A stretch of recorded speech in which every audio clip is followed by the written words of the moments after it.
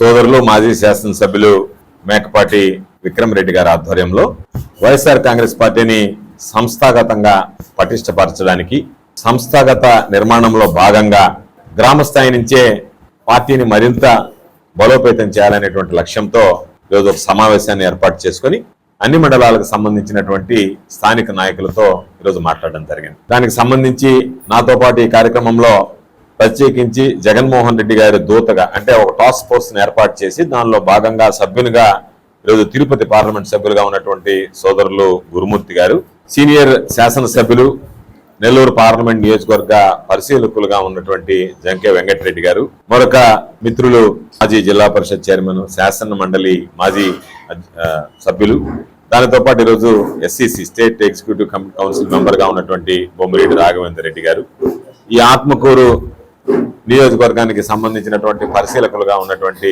సోదరులు కోటేశ్వర రెడ్డి గారు, కాళహస్తి నియోజకవర్గ పరిశీలకులుగా ఉన్నటువంటి గిరిరెడ్డి గారు, అందరం కూడా ఈరోజు ప్రత్యేకించి సమావేశంలో పాల్గొనడానికి ఇక్కడికి రావడం జరిగింది. ఇప్పటికే రాష్ట్ర స్థాయిలో, జిల్లా స్థాయిలో, నియోజకవర్గ స్థాయిలో, మండల స్థాయిలో కూడా కమిటీలను ఏర్పాటు చేసుకున్నాం. పార్టీని క్షేత్రస్థాయిలో మరింత బలోపేతం చేయాలనేటువంటి లక్ష్యంతో జగన్మోహన్ రెడ్డి గారి ఆదేశాల మేరకు ఈరోజు గ్రామ స్థాయిలో కూడా ఈ కమిటీని ఏర్పాటు చేయడం, దానికి చాలా మంది దాదాపుగా అందరూ మేము సంసిద్ధంగా ఉన్నాం, ఇప్పటికే చాలా మంది కమిటీలను కూడా మేము పూర్తి చేశామనేటువంటి మాట ఈరోజు వచ్చినటువంటి నాయకుల ద్వారా తెలుసుకోవడం జరిగింది. ఇది చాలా సంతోషించాల్సినటువంటి విషయం. అంటే ప్రోయాక్టివ్గా మనకన్నా ముందు మేము సిద్ధంగా ఉన్నాం ఈ పార్టీకి సేవలు అందించడానికి, కష్టకాలంలో ఉన్నప్పుడు వైఎస్ఆర్ కాంగ్రెస్ పార్టీ జెండాను ముజాను వేసుకుని వేయడానికి మేము సిద్ధంగా ఉన్నామని చెప్పి ఈరోజు మాట్లాడడం అనేటువంటిది స్వాగతించాల్సినటువంటి విషయం. ఎందుకు ఈ మాట చెప్తున్నామంటే బహుశా అందరికీ గుర్తు ఉండే ఉంటుంది, వైఎస్ఆర్ కాంగ్రెస్ పార్టీ అధికారంలోకి వచ్చిన తర్వాత, తెలుగుదేశం పార్టీ అధికారం కోల్పోయిన తర్వాత 3 సంవత్సరాల కాలం అయితే తెలుగుదేశం పార్టీకి సంబంధించినటువంటి నాయకులు ఎక్కడా పత్తా లేకుండా వెళ్ళిపోయారు. తెలుగుదేశం పార్టీ కార్యకర్తలు అనాథల్లాగా మారిపోయారు.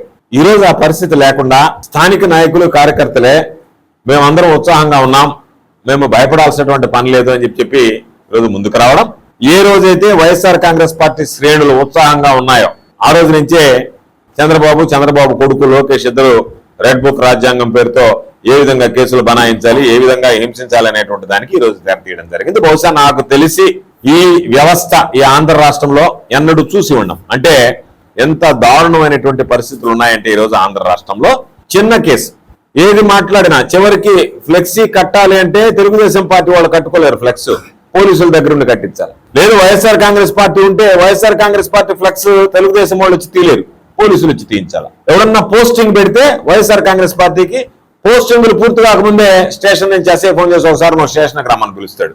ఇంత దారుణమైనటువంటి పరిస్థితులు ఎందుకు చంద్రబాబు గాని స్థానికంగా ఉండేటువంటి నాయకులు గాని మీ నీడను చూసి మీరు భయపడిపోతున్నారు? ప్రశ్నించే వాళ్ళు గొంతు నొక్కడానికి ఎందుకు ప్రయత్నం చేస్తున్నారు? ఈరోజు మాట్లాడితే ఏదో ఒకటి తీసుకొచ్చారు. దాని గురించి రకరకాలైనటువంటి ఈరోజు చంద్రబాబు నాయుడుకి ఒక అలవాటు ఉంది.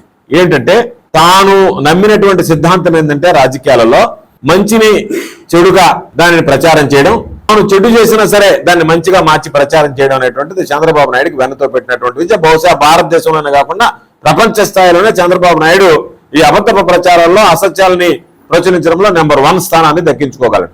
అటువంటి వ్యక్తి ఈరోజు రకరకాలుగా ఏదైతే ఈరోజు మనం మాట్లాడుకుంటున్నామో పాస్ పుస్తకాలకు సంబంధించి గతంలో దాని మీద దుష్ప్రచారం చేశారు. ఈరోజు అట్టల మార్చి పాస్ బుక్కులు ఇస్తా దానికి రకరకాలైనటువంటి కథనాలు జోడించి ఏదో పాపం తాము కనిపెట్టినట్టుగా, అసలు నాకు ఆశ్చర్యం వస్తుంది, వాస్కోడిగామా సముద్ర మార్గం కనిపెట్టినట్టుగా, కొలంబస్ అమెరికాను కనిపెట్టినట్టుగా, చంద్రబాబు నాయుడు దాన్ని కనిపెట్టినట్టుగా, వీళ్ళు తీసుకొచ్చి దాన్ని తీసుకొచ్చి ఈ గీతలు చూసారా, ఈ రాతలు చూసారా, ఇది చూసారా అని చెప్పిన పాపం ప్రచారం చేయడం అనేటువంటిది. ఛాలెంజ్ చేయొచ్చు, నేను మాట్లాడచ్చు.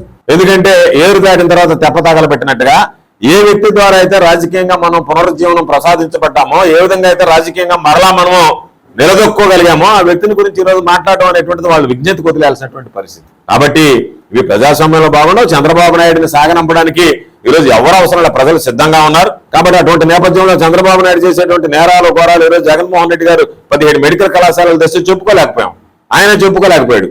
చంద్రబాబు పుణ్యాన ప్రైవేటీకరణ కావడంతో సామాన్యుడు కూడా ఈరోజు 17 మెడికల్ కళాశాలలు జగన్మోహన్ రెడ్డి గారు తీసుకొస్తే చంద్రబాబు నాయుడికి ఏం మాయరోగం వచ్చి ఈ రోజు వాటిని అమ్ముకుంటున్నాడని చెప్పి సాధారణంగా గ్రామాల్లో ఉండేటువంటి ప్రజలు మాట్లాడుకునేటువంటి పరిస్థితి. ఈరోజు మరలా మేము అడిగేది ఒక్కొక్కరు కాగితాలు పెట్టి గంటలు చదవబడలే. మేము సూటిగా ఏమడుగుతున్నాం, రాయలసీమ లిఫ్ట్ ఇరిగేషన్ అనేటువంటిది నెల్లూరు జిల్లా కూడా సంజీవని లాంటిది. రాయలసీమ లిఫ్ట్ ఇరిగేషన్ నెల్లూరుకు అవసరము. ఎందుకు అవసరం అంటే అనేక సందర్భాల్లో చూసాం. పాపం పోయినసారి అయితే విక్రమ్ రెడ్డి గారు ఎంత గొడవ పడ్డాడో ఏపీలో మేము చూసాం. కారణం ఈ ప్రాంతానికి మాకు సాగునీరు ఇవ్వండి అని చెప్పి, కొంచెమైనా సాగునీరు ఇవ్వండి అని చెప్పి. ఎన్ని సందర్భాలలో ఈ నెల్లూరు జిల్లాలో పంటలు వేసి సాగునీరు లేకపోయినా రైతుల పాపం వర్షాలు వస్తాయని ఆశతో పంటలు వేసి నీరు చేరక అనుకున్నటువంటి స్థాయిలో పంటలు ఎండిపోయినటువంటి పరిస్థితి లేదు. అటువంటి పరిస్థితి మనకు దాపరిస్తే పక్కన ఉన్నటువంటి తెలంగాణ రోజుకి 8 టీఎంసీ నీరు తోడుకుని వెళ్ళిపోతుంటే ఆంధ్ర రాష్ట్ర ప్రజలకు అన్యాయం జరుగుతుంటే రాష్ట్ర ప్రజలకు కనీసం న్యాయం చేయాలన్నటువంటి ఆలోచన చంద్రబాబు నాయుడు లాంటి వ్యక్తులకు లేకపోతే జగన్మోహన్ రెడ్డి గారు నడుం బిగించి 3 టీఎంసీలు రోజుకు తీసుకొస్తాలి అని చెప్పి ఆలోచన చేశాడు. 3 టీఎంసీలు మనం లిఫ్ట్ ఇరిగేషన్ ద్వారా తెచ్చుకుంటే ఈరోజు సోమశేల రిజర్వాయర్కి దాదాపుగా 2.5 టీఎంసీ ఒక రోజులో చేరితే 2-3 రోజుల్లో ఏదైతే ఒక 2 లక్షలు 3 లక్షల ఎకరాల్లో చివరి 3 తడులు లేక నీళ్లు పంటలు నిండిపోయేటువంటి పరిస్థితి ఏర్పడుతుందో అక్కడ నుంచి నెల్లూరు జిల్లా రైతాంగం గట్టెక్కేటువంటి పరిస్థితి ఏర్పడుతుంది. నెల్లూరు జిల్లాకి సంబంధించి చారిత్రాత్మకమైనటువంటి అవసరం మేము అందరం అనుకున్నాం. జగన్మోహన్ రెడ్డి గారు చెప్పాడు చంద్రబాబు నాయుడు అర్ధాంతరంగా దీన్ని ఎందుకు ఆపివేశాడు అని. దాని వెనక ఉన్నటువంటి మర్మం తెలియలేదు కానీ చంద్రబాబు నాయుడుకి కుట్రబుద్ధి ఉంది, జగన్మోహన్ రెడ్డి గారికి మంచి పేరు వస్తుందని దీన్ని ఆపివేశాడని చెప్పి అనుకున్నాం. తీరా చూస్తే రేవంత్ రెడ్డి తెలంగాణ అసెంబ్లీ సాక్షిగా ఏం చెప్పాడు, మేము దీనిని ఒక పద్ధతి ప్రకారం ఇండోర్ అంటే రహస్య సమావేశం ఏర్పాటు చేసుకుని మేము చెప్పాను, నా మాట నమ్మి రాయలసీమ ఎత్తిపోతల పథకాన్ని చంద్రబాబు ఆపేశాడు. ఇదే కదా ఆయన చెప్పినటువంటి మాట. మీరు సమాధానం చెప్పాల్సింది మీరిద్దరూ మాట్లాడుకున్నారా లేదా, నువ్వు ఒప్పుకున్నావా లేదా, ఇది సింపుల్. దాన్ని పక్కన పెట్టి ఏదో 2020 అంటాడు, 2021 అంటాడు, ఎన్విరాన్మెంటల్ క్లియరెన్స్ రాలేదంటారు. అవన్నీ మీకు అనవసరం. నేను తర్వాత మాట్లాడతాను. 2 విషయాలు చెప్పండి. నెల్లూరు జిల్లాకి అవసరమా లేదా, రాయలసీమ లిఫ్ట్ ఇరిగేషన్ నెల్లూరు జిల్లా రైతాంగానికి అవసరం ఉందా లేదా, దాన్ని తేల్చి చెప్పండి. రెండోది, మీ నాయకుడు కిరణ్ కుమార్ రేవంత్ రెడ్డితో మాట్లాడా లేదా.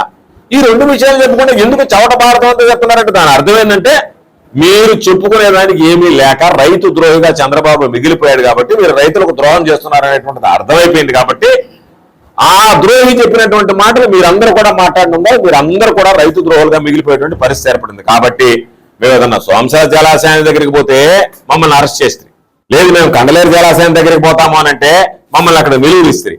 మమ్మల్ని ఏమో నిలువరించి ఈరోజు మీరు మాత్రం 100 మందినో 150 మందిని అక్కడ తీసుకెళ్లి మమ్మల్ని తిట్టించడానికి వెళ్ళారు. మేము అడిగేది, మమ్మల్ని దారి పొడిగితే చెక్ పోస్టులు పెట్టి ఆపితే ఎంతమంది రైతులు స్వచ్ఛందంగా వచ్చారు, మీరు మీ అంతటి మీరు రాండి రాండి అని చెప్పి కారులు వేసుకుని పోలీసులు దగ్గరుండి స్వాగతం పలికితే మీ ముఖాలు చూసి ఎంతమంది రైతులు వచ్చారనేటువంటిది చూస్తేనే రైతులకి మీ పట్ల ఎటువంటి ఏకభావం ఉంది, మీరు తీసుకున్నటువంటి నిర్ణయాన్ని ఏ విధంగా వ్యతిరేకిస్తున్నారు అనేటువంటిది ఈరోజు స్పష్టంగా అర్థమయ్యేటువంటి పరిస్థితి.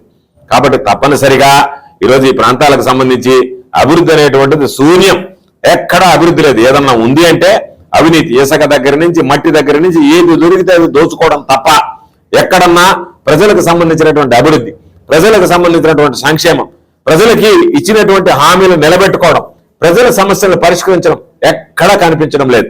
కేవలం ఏదో మాట్లాడడం, వెళ్ళిపోవడం, ప్రశ్నించేటువంటి గొంతుల్ని మీరు మాట్లాడితే మీ మీద కేసులు పెడతామని చెప్పి కేసులు పెట్టడం, భయపెట్టడం, ఇబ్బందులు పెట్టడం తప్ప మరొకటి కనిపించడం లేదు. కాబట్టి అటువంటి నేపథ్యంలో వీటన్నిటిని ఎదుర్కొనేటువంటి ధైర్యం, ఎందుకంటే జగన్మోహన్ రెడ్డి గారు మాకు ఇచ్చినటువంటి ఆస్తి ఏంటంటే ధైర్యం, పోరాటం.